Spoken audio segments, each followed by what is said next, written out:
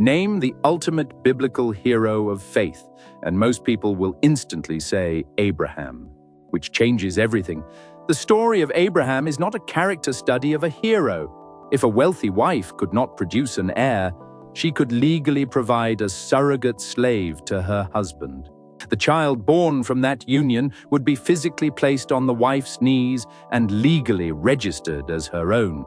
This was not a weak moment of passion. It was a calculated cultural shortcut, a socially acceptable loophole to force a legacy. And Abram listens.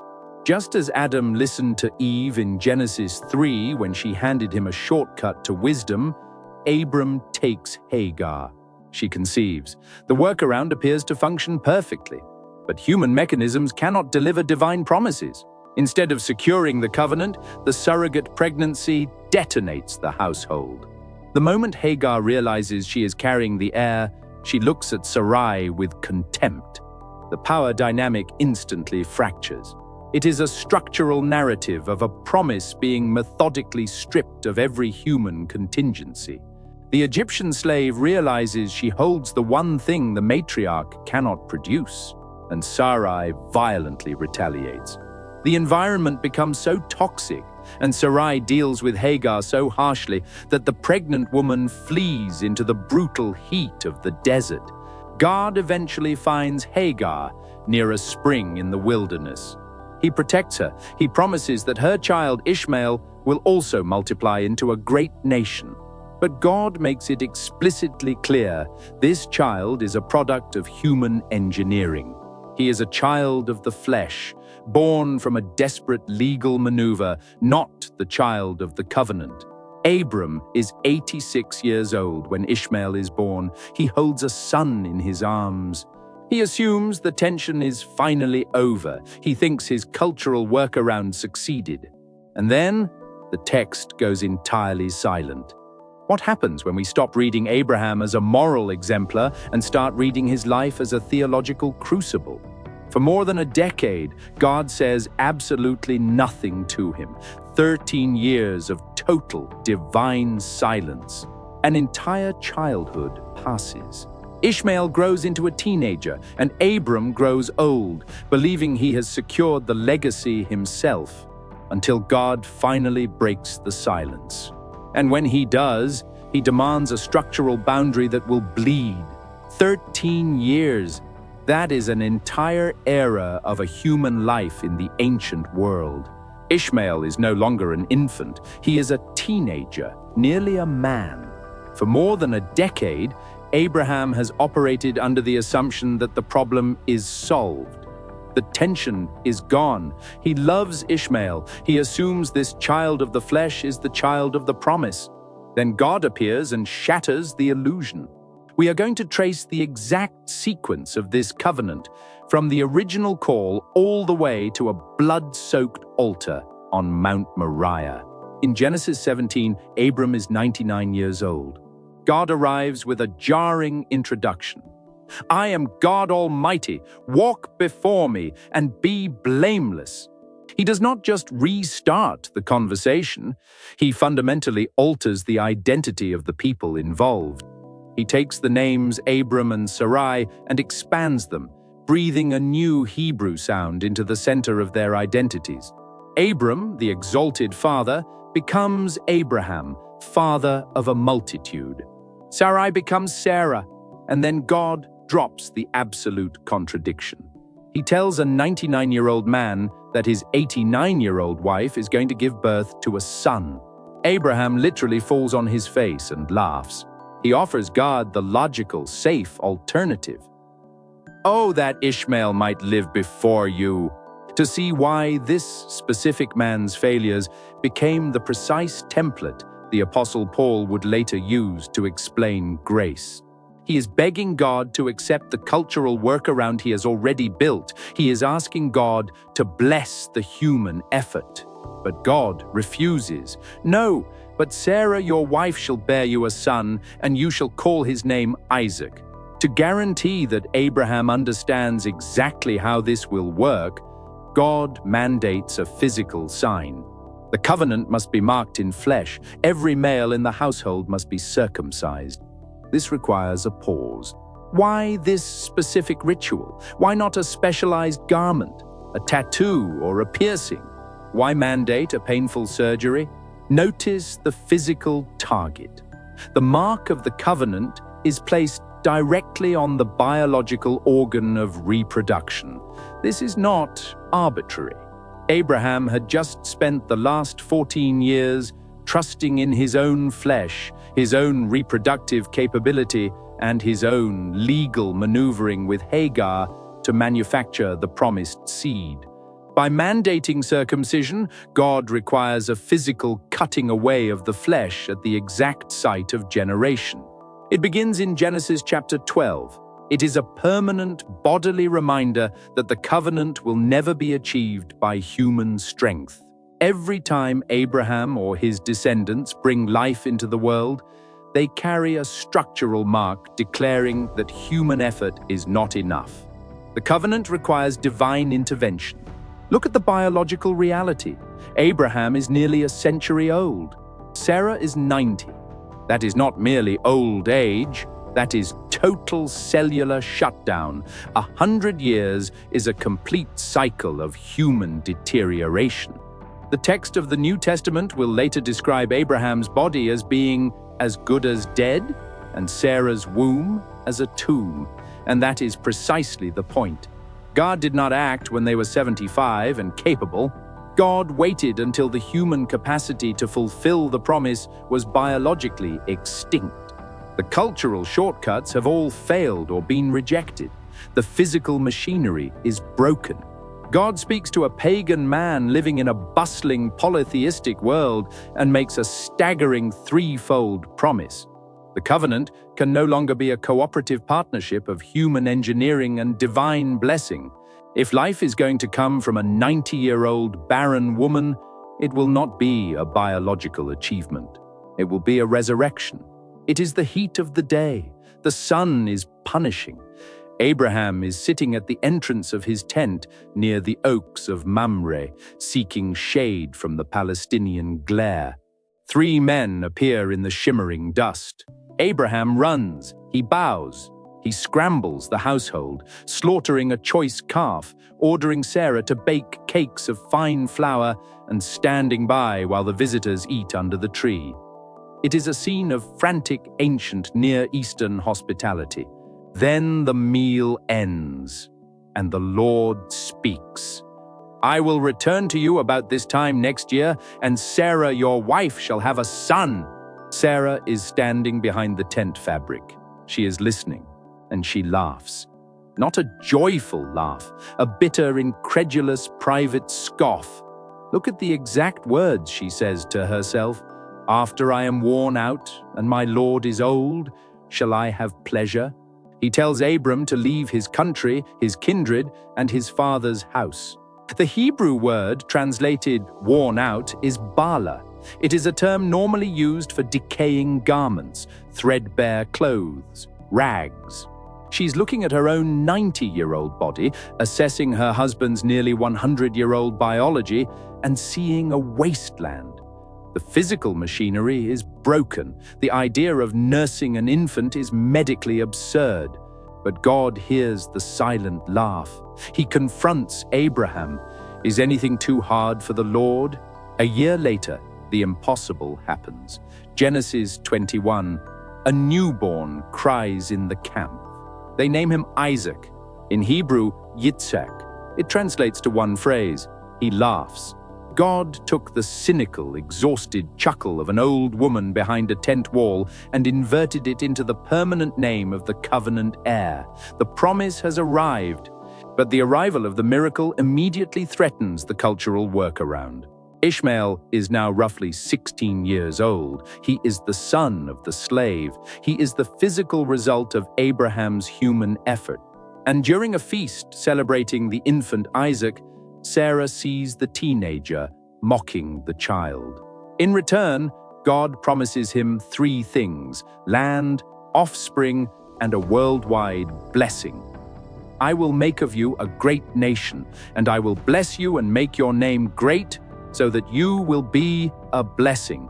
She snaps. She goes to Abraham with a brutal, absolute demand. "Cast out this slave woman with her son, for the son of this slave woman shall not be heir with my son Isaac." Abraham is devastated. He loves the boy. He has raised him for a decade and a half. But God intervenes. And surprisingly, he sides entirely with Sarah. He tells Abraham not to be displeased, but to send the boy away. Why? Because of this specific phrase, "Through Isaac shall your offspring be named." The line must be narrowed. This is a structural necessity. The covenant cannot have two competing origins. It cannot be 50% human engineering and 50% divine miracle. Ishmael represents what Abraham could accomplish in his own strength, using his own logic, playing by the rules of ancient culture. Isaac represents what only God could do out of absolute biological deadness. The two systems cannot share the inheritance. So the human mechanism is exiled into the harsh wilderness with a skin of water and bread. Abram packs up and goes. He travels hundreds of miles. The divine mechanism remains in the camp. The covenant is finally resting entirely on the child of the promise. Everything is secure until God asks Abraham to kill him. Genesis 22 opens with a terrifying sentence. After these things, God tested Abraham. After what things? After decades of wandering, after the famine, the surrogacy, the laughter, and the permanent expulsion of Ishmael. Abraham has nothing left to fall back on. The human mechanisms have all been dismantled. The covenant is entirely consolidated into one teenage boy. Then comes the command. Look at how God speaks in verse 2. He does not simply say, "Sacrifice Isaac." The Hebrew delivers the blow in a slow, agonizing progression. Kana et binka. Take your son, et Yehidka, your only one, Asher Ahavta, whom you love, et Yitzhak, Isaac. It is a methodical tightening of the noose. God is deliberately cutting off every psychological escape hatch. You cannot offer the exiled Ishmael. You cannot offer a servant. God identifies the exact singular object upon which the entire covenant rests.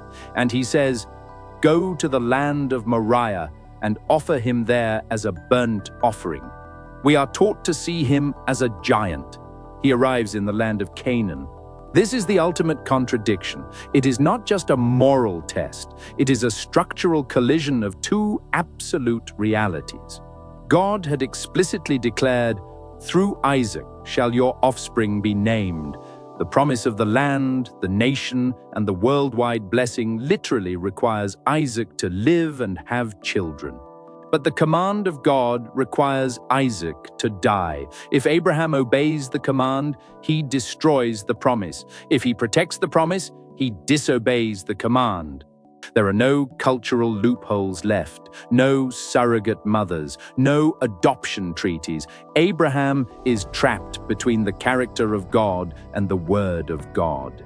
Abraham wakes up early, he saddles his donkey, he splits the wood for the fire himself. And the text notes a devastating chronological detail. They walked for 3 days of dust and silence. 72 hours to look at the boy, to rehearse the timeline, to turn back. In Abraham's mind, the moment he accepted the command, Isaac was already gone. They reached the base of the mountain. Abraham takes the heavy wood for the burnt offering and straps it to the back of his son. And immediately, the text introduces two massive structural contradictions. He takes the fire and the knife in his own hands. As they climb the steep incline together, Isaac finally breaks the silence. "My father!" Abraham answers with a single profound Hebrew word, "Hineni, here I am." It is a word of total, unconditional availability. Then Isaac asks the question that must have stopped Abraham's heart. "Behold, the fire and the wood, but where is the lamb for a burnt offering?" Abraham's answer is not a dodge, It is a theological stake in the ground. God will provide for himself the lamb for a burnt offering, my son. In Hebrew, Elohim yereh lo haseh. Literally, God will see to the lamb. Abraham does not know how. He only knows that if God's command requires Isaac's death, God's promise must somehow require Isaac's life. They reach the summit. Abraham builds the altar. He arranges the wood. He takes the child of the promise, binds his hands, and lays him on top of the timber. And the father of faith reaches out his hand and raises the knife. The knife is in the air. First, just a few verses earlier in Genesis 11, the narrator casually dropped a devastating biological fact. Now, Sarai was barren. She had no child. A lifetime of waiting, a biological miracle, and the entire future of the worldwide promise are tied to the wood on a mountaintop. And a voice shatters the silence. "Abraham, Abraham!" Abraham freezes. "Here I am. Do not lay your hand on the boy or do anything to him, for now I know that you fear God, seeing you have not withheld your son, your only son, from me." Abraham lowers the blade. He looks up, and there, trapped by its horns in a tangled thicket of brush, is a ram. Abraham walks over, untangles the thrashing animal, and slaughters it on the wood in the place of his son. He names the mountain Adonai Yireh, the Lord will provide. Second, when Abram actually steps foot in Canaan, the text adds a quiet, ominous geopolitical detail. At that time, the Canaanites were in the land. But do not miss the exact structural mechanism of what just happened. The boy lives, but a death still occurs. The fire still burns. The altar still receives blood.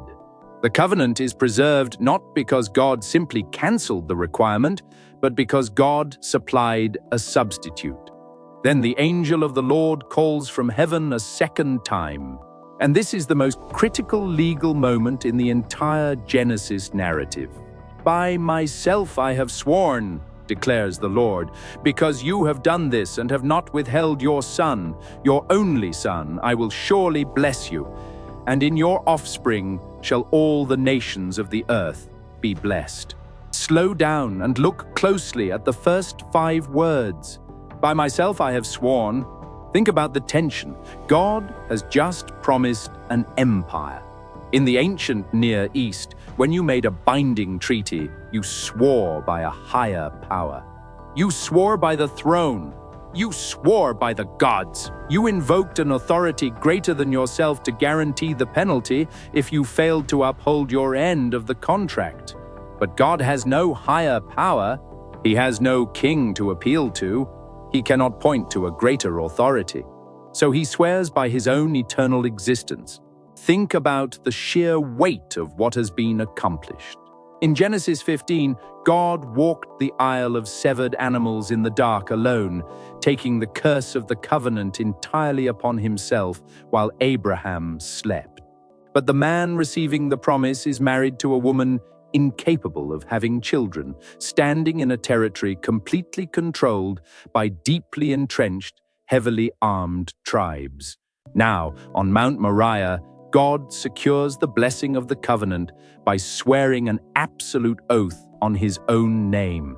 The 2 halves of the contract are permanently locked. The promise is no longer contingent on human performance. It is immune to Abraham's fear in Egypt. It survives the disastrous cultural surrogacy with Hagar. It bypasses biological death. It rests entirely on a divine oath and a divine substitute. Abraham walks down the mountain with his boy. He does not know how this bizarre, grueling sequence of events will shape human history. But centuries later, a former Pharisee with a pen is going to look back at this exact timeline. The promise is biologically impossible and geographically blocked. And he is going to realize that Abraham's life is not merely a biography, it is the ultimate legal precedent. Roughly 2,000 years after the fire goes out on Mount Moriah, a Jewish scholar sits down to write a letter to the church in Rome. His name is Paul. He is facing a theological civil war. The early Christian movement is tearing itself apart over one fundamental question. Do you have to become Jewish to be saved? Do Gentile converts have to keep the law of Moses? Specifically, do the men have to be circumcised to enter the covenant?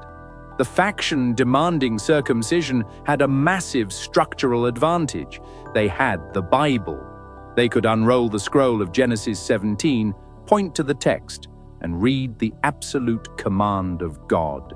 Any uncircumcised male shall be cut off from his people. He has broken my covenant. It was a credible, historically grounded position. If God demanded a bleeding boundary in Genesis 17, how could a first-century Gentile bypass it? And then a famine hits. Paul does not fight them with philosophy. He fights them with chronology. In Romans chapter 4, Paul essentially asks the reader to look at the timestamps. He points out a chronological fact that most readers skim right past. When exactly did God declare Abraham legally righteous? Paul rewinds the scroll. He bypasses the altar on Mount Moriah in Genesis 22. He bypasses the surgical command of Genesis 17. He goes all the way back to the Isle of Severed Animals in Genesis 15. The night Abraham stood under the stars, believed God, and had it counted to him as righteousness. Then Paul asks the devastating question. How then was it counted to him? Was it before or after he had been circumcised? Look at the timeline. This is the first crisis of the covenant. How does the father of faith respond? Abraham was 99 years old in Genesis 17 when the physical mark was mandated, but he was roughly 85 years old in Genesis 15 when God declared him righteous. 14 years. More than 5,000 days separated Abraham's justification from his circumcision. For over a decade, Abraham walked around as a man fully approved by God, fully holding the covenant promises without a single mark on his body. Paul drops the hammer. He was not circumcised, but uncircumcised. Think about what that actually means. The father of the Jewish nation was declared righteous while he was technically a Gentile. The mechanism of grace is suddenly exposed. The physical boundary, the circumcision, was never the cause of his right standing with God. Paul says it was merely a sign, a seal of the faith he already possessed while he was uncircumcised. God deliberately spaced out the timeline to prove a point. He does not build an altar and wait for God to provide. If justification happened before the physical mark, then the physical mark cannot be the requirement for justification. With one chronological observation, Paul demolishes the cultural divide. The covenant does not belong to those who share Abraham's biology. It belongs to those who share Abraham's faith. And that changes the identity of the worldwide blessing completely. Trace the map one last time, from the dusty roads of Ur to the blinding heat of Egypt, from the bloody Isle of Genesis 15 to the silence of the mountain in Genesis 22. When we started, we asked what happens when we stop reading Abraham as a flawless moral giant, when we stop treating him as a Sunday school superhero who never doubted and always obeyed. This is what happens. We find something infinitely better. A man who heard the voice of God, packed up his life without hesitation, and marched confidently into the unknown. He abandons the promised land. He goes down to Egypt, the superpower of the ancient world, looking for food. We find a man who was terrified, a man who handed his wife to a foreign king to save his own life, a man who listened to his culture and used a slave to force a legacy, a man whose own body decayed until the physical machinery of life was completely dead, and yet the promise survived. It survived because God refused to let human failure dictate the outcome. He put Abraham to sleep and walked the blood path alone. He rejected the cultural workaround. He brought life out of a barren tomb of a womb. He supplied the ram in the thicket. And as he approaches the border, he looks at his wife, realizes her beauty will make her a target, and devises a plan. He swore the absolute oath by his own indestructible name. That is the blueprint. The story of Abraham is not a manual on how to be perfectly faithful. It is the definitive biblical proof that the covenant does not depend on your performance. If your right standing with God required flawless obedience, the promise would have died in Egypt. If it required human engineering, it would have ended with Ishmael. But it requires God, and that is why Paul could look at a room full of divided, arguing first-century believers and tell them that the promise is guaranteed. Not by their bloodline, not by their surgical marks. He tells her to say she is his sister, not by their flawless execution of the law, but by faith. Thousands of years ago, God promised a childless man staring at the stars that through him all the nations of the earth would be blessed. That blessing was not a political empire. It was a substitute, a final sacrifice caught in the thorns, bleeding on the wood, so that the children of the promise could live. You do not have to manufacture your own rescue. You do not have to rely on your own flesh. You just have to trust the God who walked the aisle in the dark. If this structural view of Genesis opened the text for you, please subscribe, leave a comment, and share this video with someone who might need to hear it. That is genuinely how people find this channel and how we continue making these deep dives. If she is his sister, her family can negotiate for her. Keep reading, keep trusting, and God bless you. If she is his wife, they will just kill him and take her. He trades her safety for his survival.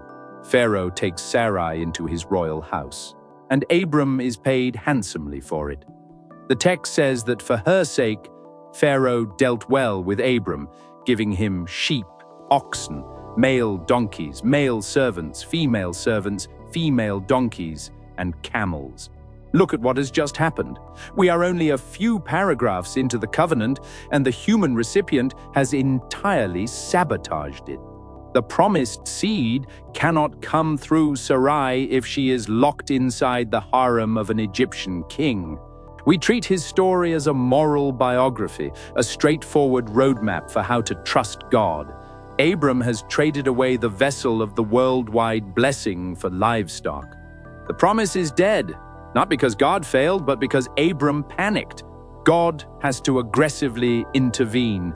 He strikes Pharaoh's house with severe plagues, forcing the Egyptian king to expel Abram and Sarai back into the desert. Abram does not leave Egypt victorious. He leaves escorted by guards, exposed as a liar, having done absolutely nothing to protect the promise. God had to save the covenant from Abraham, and that dynamic is going to become the repeating engine of his entire life. Years go by, Abram is back in Canaan.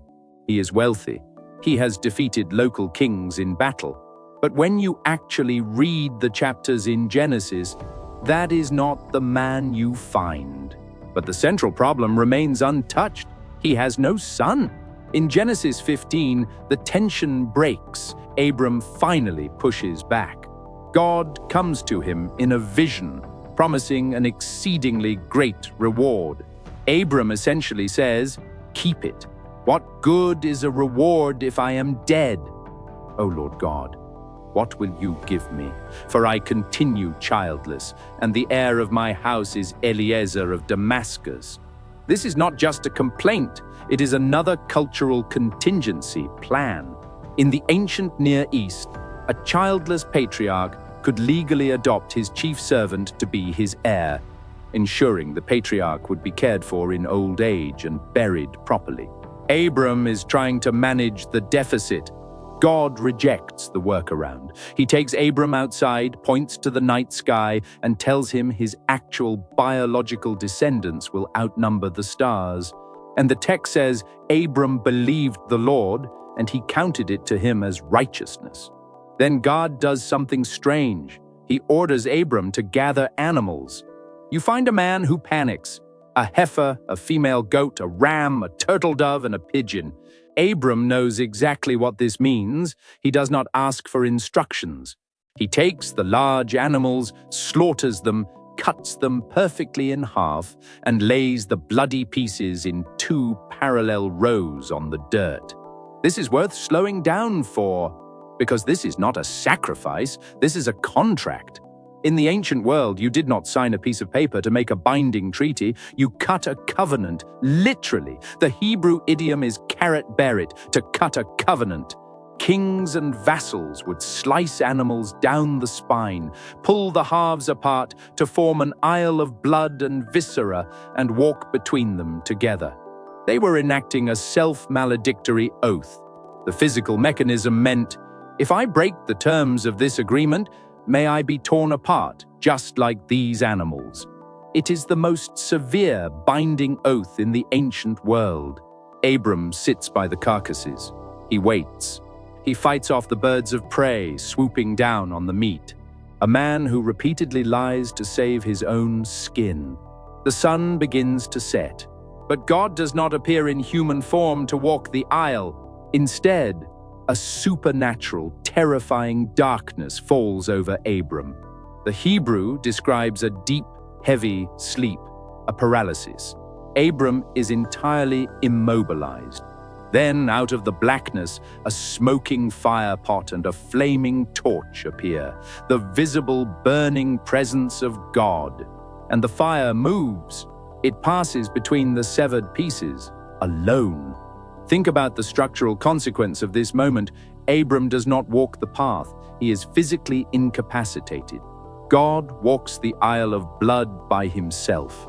God is unilaterally taking on both sides of the covenant. He is swearing to fulfill the promise, and he is taking the curse of failure entirely upon himself. A man who uses ancient Mesopotamian legal loopholes to manufacture God's promises because the timeline is taking too long. If Abram fails, God will pay the price. If God fails, God will pay the price. The covenant is secured, but it is secured exactly because Abram is asleep. God has engineered a legally binding guarantee that is entirely immune to human performance, which is fortunate, because within a single chapter, Abram is going to try to manage the timeline again. 10 years? That is how long Abram and Sarai have been staring at the dust of Canaan. A decade of wandering, a decade of setting up tents and tearing them down. And absolutely nothing has changed. Abram is now 85 years old, Sarai is 75.